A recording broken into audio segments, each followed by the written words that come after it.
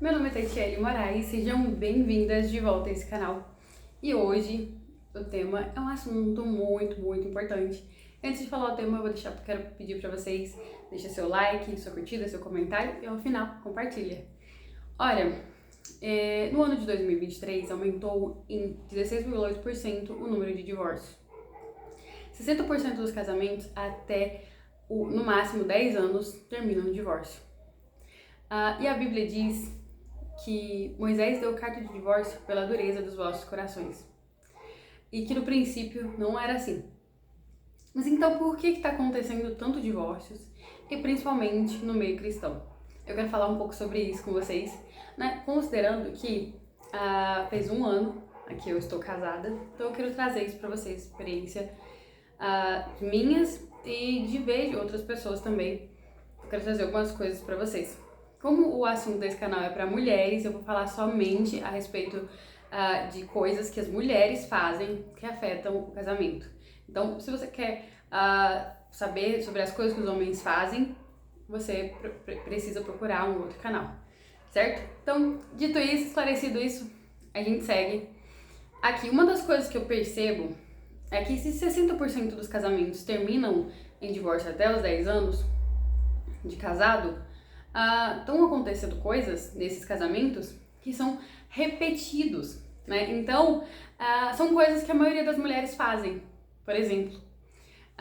São coisas que elas repetem em todas as casas, que acontecem em todas as casas.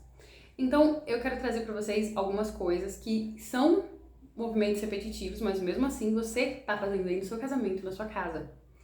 Uma delas é você, principalmente no primeiro ano, ser reativa, né? Você ser controladora, perfeitinha, buscar sempre o perfeccionismo, né?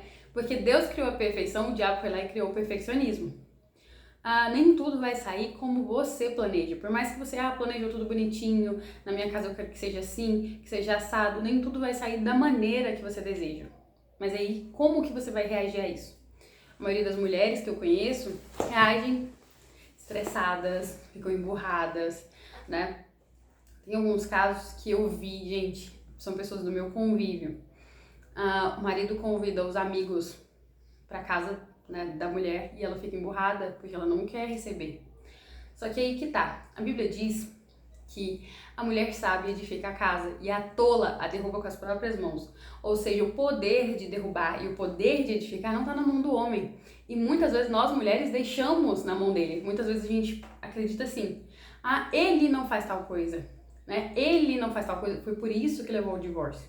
Porque ele não fazia as tarefas de casa, porque ele não cuidava da grama, porque ele não trabalhava fora, ou porque ele era um preguiçoso. Mas aí fica a pergunta, o que você está fazendo? Qual é a sua responsabilidade nisso? Por que você está sempre apontando para o outro? No tempo que você está apontando o dedo para o outro, você está deixando de ver e reconhecer os seus defeitos. Quer dizer que eu, por exemplo, que eu não fico emburrada? É claro que a gente não é de ferro, certo? Mas aí é que tá, quanto tempo você fica emburrada e em que hora você fica emburrada? Porque a gente tem sim todo o direito de ficar estressada com alguma coisa, a gente fica com raiva, a gente tem sim, mas em que momento, né? Por que na frente dos amigos dele? Ou por que na frente dos nossos amigos eu tenho que brigar com ele? Porque, vamos dizer que, por exemplo, no meu caso, né? Meu marido já tinha filhos, né? Então essas crianças já tinha educação delas. Então, algumas coisas eu pude influenciar, outras não tem como mudar. E eu não posso ficar com raiva disso. Eu posso tentar influenciar na mudança, mas quando essa mudança não acontece, eu não posso fazer disso uma tempestade em um copo d'água. A mesma coisa, meu marido, ele já tem uma criação, né? O seu também é assim, o seu marido já tem uma outra criação, a mãe dele tem uma mente de outro jeito. A sua mãe te criou de outro jeito, seu pai te criou de outro jeito, os pais dele criaram ele de outro jeito. O máximo que você pode é influenciar ele de maneira positiva, mas vai ter alguns defeitos, algumas coisas, né, que não vai ter como mudar. E o que você vai fazer? Você vai fazer uma tempestade em um copo d'água? É muito complicado, né? Mas ele deixa a toalha em cima da mesa, em cima da cama, ele deixa a toalha em cima da cama, ele deixa a roupa suja no chão. Você pode influenciá-lo, levá-lo a ver que isso é desagradável. Mas você pode fazer isso com delicadeza, com sutileza. O problema é que muitas vezes a gente é muito reativa, né? Ai, mas, por exemplo, se ele deixa a roupa suja espalhada pela casa. Ai, mas você é muito porco. Que papel que você tá fazendo quando você chama ele de porco? Você tá fazendo o papel do acusador. Você é uma mulher cristã. Será que você tá no lugar certo? Será que você tá fazendo o que é certo? O papel de acusador? O único que tem o poder de acusar, verdadeiramente, é Deus. E o único impostor que faz isso, tentando tomar um papel que não é dele, é o diabo. E você tá se colocando no lugar de diabo, entendeu? E você não entende por que ele te pirraça, por que ele não faz. Você lembra quando você era criança? Sua mãe te falava alguma coisa pra você fazer e você ficava pirraçando porque você não queria ser mandada? Isso também acontece no homem adulto. Ele começa a te pirraçar e você também faz isso. Algumas vezes você também faz isso. Você precisa analisar se você está pirraçando. E se você está pirraçando, mas por que eu estou pirraçando? Por que eu não quero fazer isso? Às vezes ele fez alguma coisa que não te agradou e ele te pediu para você cozinhar. E você fala, não quero cozinhar. Os amigos dele vão vir aqui, mas ele não fez uma coisa que eu pedi. Então você começa a pirraçar. Você precisa analisar isso. A gente pode fazer isso sim, porque nós somos seres emocionais. Muitas vezes as emoções falam mais que a razão. Mas aí que tá, Jesus nos chama para refletir, certo? Quando tem o caso da mulher que foi pega em adultério, segundo a lei, segundo a razão, ela tinha que ser apedrejada. Mas aí Jesus leva todos ao raciocínio. Então, você precisa levar o seu marido ao raciocínio, se o que ele está fazendo é legal, se o que ele está fazendo é bom, e ao mesmo tempo você precisa entrar nesse lugar de raciocínio. Você está raciocinando a respeito das coisas que você está fazendo?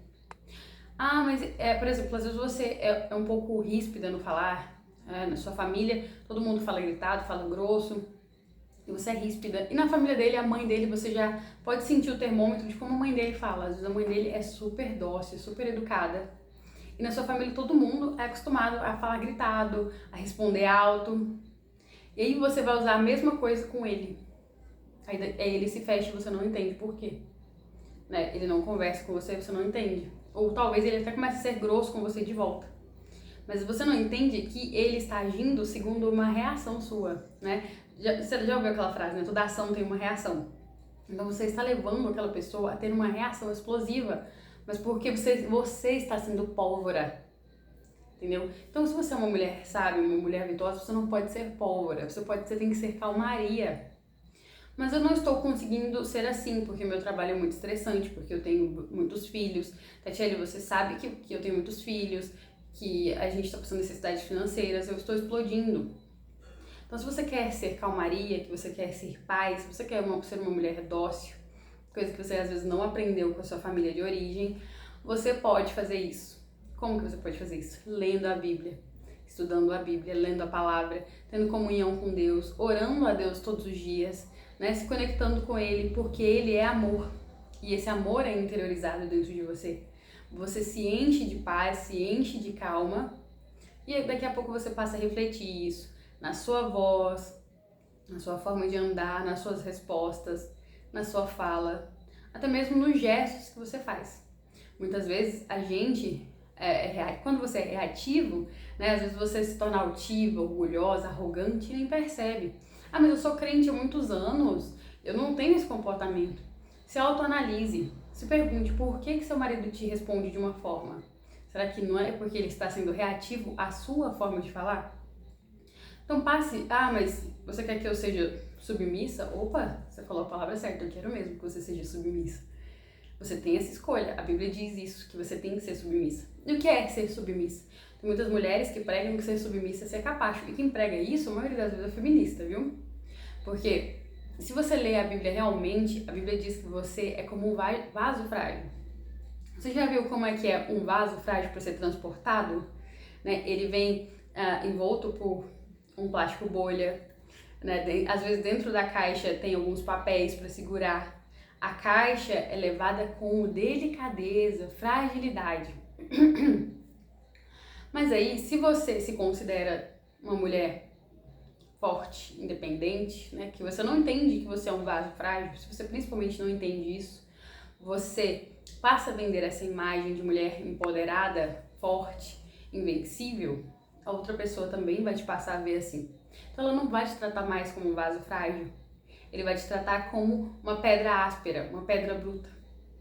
Como que a gente pega numa pedra bruta? Você tem alguma delicadeza para pegar numa pedra bruta? Você tem alguma delicadeza para pegar uma pedra que você viu no chão? A maioria das vezes as pessoas fazem chutar essa pedra.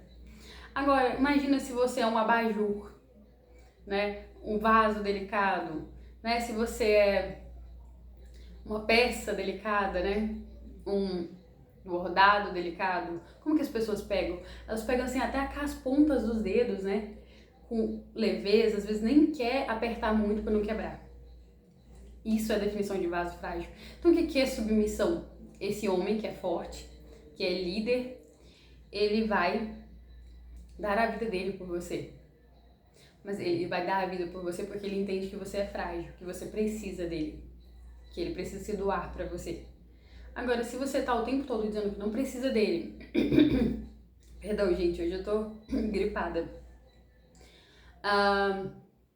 Mas se ele entende que você não precisa dele, se você fica repetindo que não precisa de homem pra nada, que você é independente, que você é fortuna, né?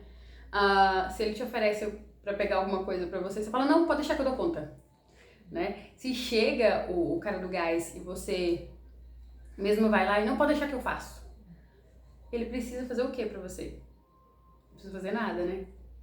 Então, ele passa a se sentir inútil e passa a se sentir sem valor dentro da sua casa. E acontece duas coisas quando ele passa a se sentir sem valor pra você e sem valor dentro da sua casa, inútil. Das duas, uma. Ou esse homem, que é um homem forte, masculino, ele vai sair da sua casa e ele vai encontrar uma mulher na rua que tem a fala mansa, que tem a voz doce, né? A Bíblia diz que a amante, né, que é a mulher da rua, as palavras dela são como mel. E dentro de casa ele só tem palavras ásperas, ríspidas, né, de não me toque, não pegue em mim, não toque em mim que eu não tô boa. Lá na rua ele vai encontrar uma mulher que fala doce, que é gentil, que pergunta como é que ele tá, que olha nos olhos dele e fala assim, nossa, fulano, tô te achando tão triste, como é que você tá? Tá precisando de alguma coisa? Vocês lembram daquela frase que água mole em pedra dura, tanto bate até que fura? Então não espere que isso aconteça com seu marido. Ou a segunda opção, ele não é um cara forte e ele não se sente valorizado por você, mas ele também não vai buscar outra na rua. Ele vai ficar andando atrás de você, né, te perseguindo. Ou ele vai fazer pior. É aquele homem que não vai te ajudar em nada dentro da sua casa, que vai passar o tempo todo deitado, que ele não vai lutar em nada por você, que o dinheiro dele é só dele. Ele não vai dividir com você.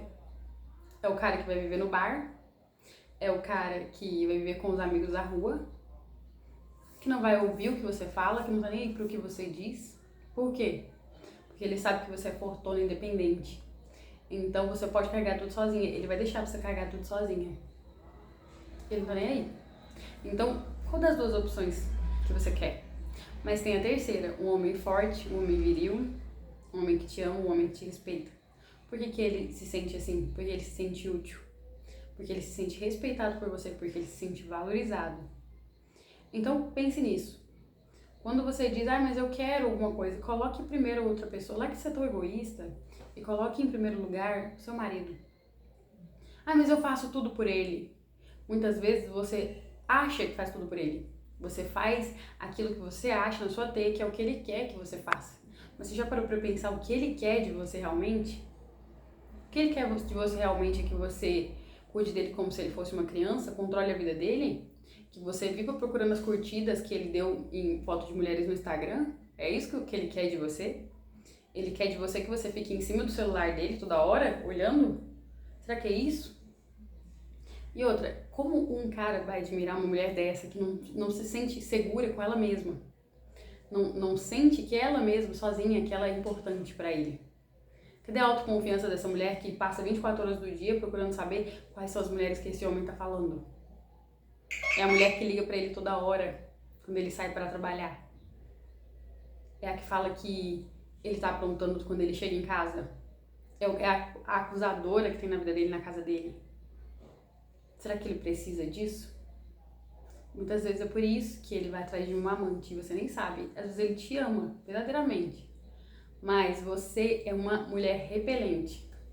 Você é a mulher que faz esse homem querer ficar longe de casa, pra fora de casa. Ele não quer ficar perto de você porque você é muito chata. Ninguém te avisou, ninguém te avisa. Seus amigos não vão falar pra você: fulana, você é muito chata. Mas as ações do seu marido estão dizendo isso pra você, que você é muito chata. Tem como melhorar? Tem como melhorar. A primeira coisa é você reconhecer quando você tem sido assim. Ah, mas 90% das mulheres fazem isso, o que eu tô fazendo, pensam no que eu tô pensando. Então, preste atenção. Eu aprendi com o Warren Buffett, um grande investidor, que quando tem alguém, quando 90% das pessoas estão comprando ações, você deve vender. E quando 90% das pessoas estão vendendo ações, você deve comprar. Então, quando 90% das mulheres, né, com 60% dos casamentos levando ao divórcio, estão fazendo as mesmas coisas, faça o contrário. Tá bom? É isso que eu tenho pra dizer hoje. Um beijo no seu coração. E se você gostou, compartilha. Se você não gostou, deixe aí nos comentários seus argumentos. Tá bom? Beijo.